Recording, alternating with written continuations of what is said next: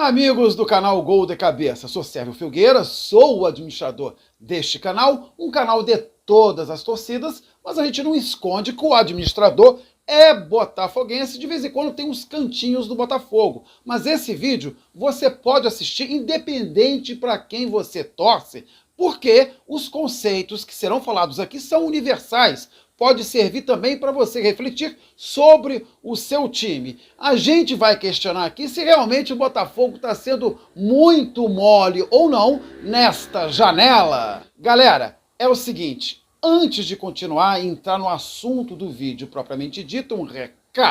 Aí embaixo está o meu Instagram pessoal, Sérvio_e_Filgueiras. Eu fui executivo do mercado financeiro por 25 anos e há 8 atuo como consultor empresarial, consultor de negócios, consultor de investimentos. Já comprei, já vendi empresas, enfim, tenho expertise em várias áreas. Se você está precisando investir seu dinheiro, se você está precisando de crédito, eu posso muito te ajudar. Entre em contato comigo. Para começo de conversa, minha gente, assim, sendo rápido, rasteiro no ponto, Botafogo ia acabar.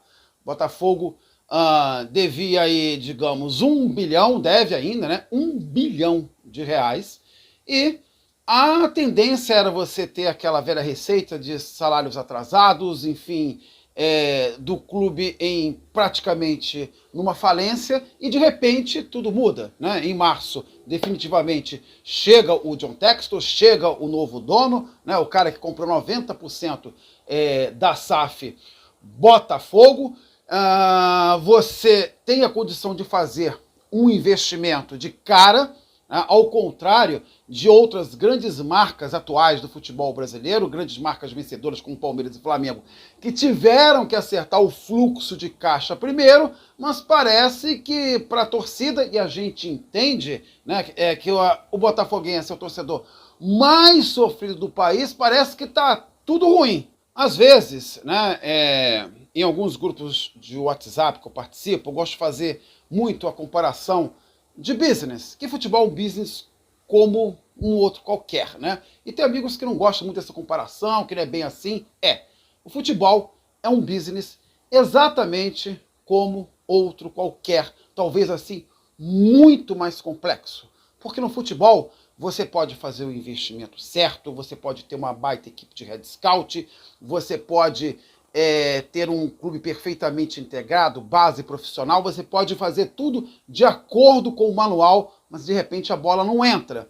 O que é que o City e o Liverpool fizeram de errado na última Champions? Nada, né? Mas na semifinal o Real vira um jogo incrível, fazendo 3 gols em 5 minutos, né? Contando com um gol marcado logo no início da prorrogação. Na final, o Liverpool massacrou o Real Madrid, mas ganhou o rei da Champions, conquistando sua 14ª orelhuda. Então o futebol é muito pior, minha gente, porque você depende da porcaria da bola entrar. E eu volto a insistir que os times hoje, quando começa uma competição, uma Copa do Brasil, um Brasileiro, uma Libertadores, você pensa, quem são os favoritos? Tu fala de Flamengo, tu fala de Palmeiras, tu fala de Galo. Esses times, eles se tornaram favoritos nas competições do dia para a noite? Não. Eles levaram muito tempo para serem formados. E o Botafogo consegue formar, repito, sem ter que mexer no fluxo de caixa como Palmeiras e Flamengo fizeram. Você tem investimento na veia. E aí eu quero fazer uma analogia ao mundo corporativo. Há 11 anos atrás, eu tinha a oportunidade de contratar 2 gerentes de alta renda novos para a unidade bancária que eu comandava, né? Eu tinha dobrado o meu público de alta renda, em vez de ter 2 gerentes, eu teria 4. E aí o banco me deu opção, a gente pode transferir de outros lugares ou você pode contratar. Normalmente quando você vem de outro lugar, vem gente meia bomba, né? Ninguém vai liberar funcionário bom. Eu falei, cara, eu vou contratar de mercado. Meus amigos, eu levei 2 meses. 2 meses, né? A meta já estava para 4 gerentes, né? A equipe sobrecarregada, porque tinham 2 para atender uma carteira toda que o próprio banco considerava que era para 4 gerentes, e eu demorei por causa de quê? Porque primeiro você tem que mapear, depois você tem que entrevistar, e você faz isso com o carro rodando, tá? Você troca o pneu com o carro rodando. Depois tem a negociação eu entrevistei 18 pessoas em 2 meses, né? Que você vai mapeando, você vai achando, né? Pessoas que você tem que identificar que queiram mudar de emprego, pessoas que estejam desempregadas, você tem que investigar um pouco mais e entender por que está desempregada. Moral da história, dos 18 pessoas que eu entrevistei ao longo daquele tempo, daqueles 2 meses, eu acabei gostando de 4, mas 2 não aceitaram o salário que eu queria, né? Acabei fechando com 2 pessoas. Mas o mundo do futebol é exatamente igual. Business é business em qualquer lugar. Se você tem um Flamengo que hoje gera 1 bi de receita por ano, e essa é um legado da administração Bandeira de Melo, que fez o Flamengo ser uma máquina de arrecadar dinheiro. Embaixo eu falei em vários vídeos, a grande sorte dos adversários é que o Flamengo jamais será SAF, porque ninguém vira SAF times que estão na M financeiramente, tá certo? Quem tá nadando em dinheiro, o cara que tá na posição, ele quer tomar o lugar do cara da situação. Assim, não existe mágica. Este Flamengo que faz 1 bi, né, e que tem 40 milhões de torcedores, ele já tem um time pronto, um time vencedor, um time midiático. Aí você vai atrás de um Cebolinha, onde ele preferencialmente vai querer jogar. Aonde você tem que ir é você mapear essas pessoas que não são midiáticas.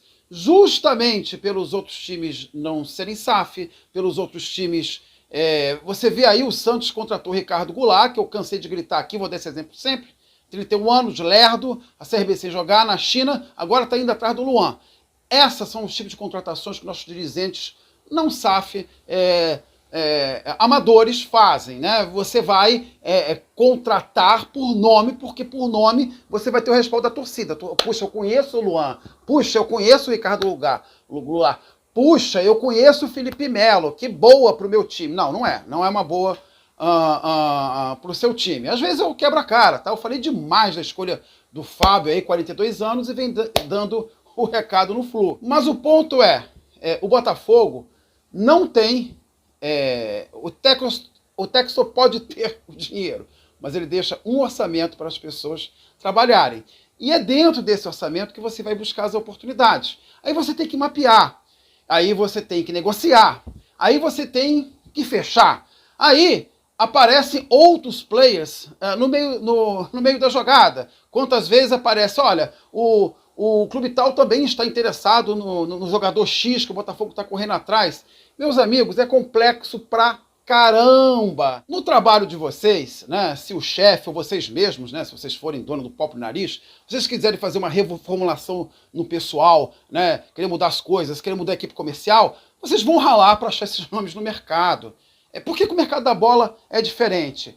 Eu entendo demais o longo sofrimento da torcida do Botafogo, já falei aqui durante o vídeo, falo novamente, é a torcida mais sofrida desse país. Né? Das 12 grandes marcas do futebol brasileiro, nenhuma é mais sofrida do que o Botafogo. Mas a questão o time entra nas competições para não ser rebaixado há décadas. O time está numa situação que não condiz com a sua história, com a sua grandeza, com seus 4 milhões de torcedores, há décadas. E aí, não dá pra gente esperar um pouquinho mais? Nenhum dos times que hoje dominam o cenário do futebol brasileiro foi montado da noite para o dia. Assim, as críticas que eu ouço pelo fato do Botafogo estar demorando demais, elas não têm o mínimo fundamento. Porque no mundo real, fora do futebol, não funciona assim. Mas as pessoas exigem que as coisas sejam resolvidas num passe de mágica. Esquece orçamento, esquece tempo de mapeamento, esquece tempo de estudo para você observar as características dos jogadores, né? Quantas vezes a gente reclamou que alguém foi contratado por vídeo, assim, sem o mínimo critério, sem o mínimo estudo mais profundo daquele jogador. Agora está se fazendo tudo certo, mas, meus amigos, a SAF começa em março, a janela fechou em abril, agora a gente tem uma nova janela.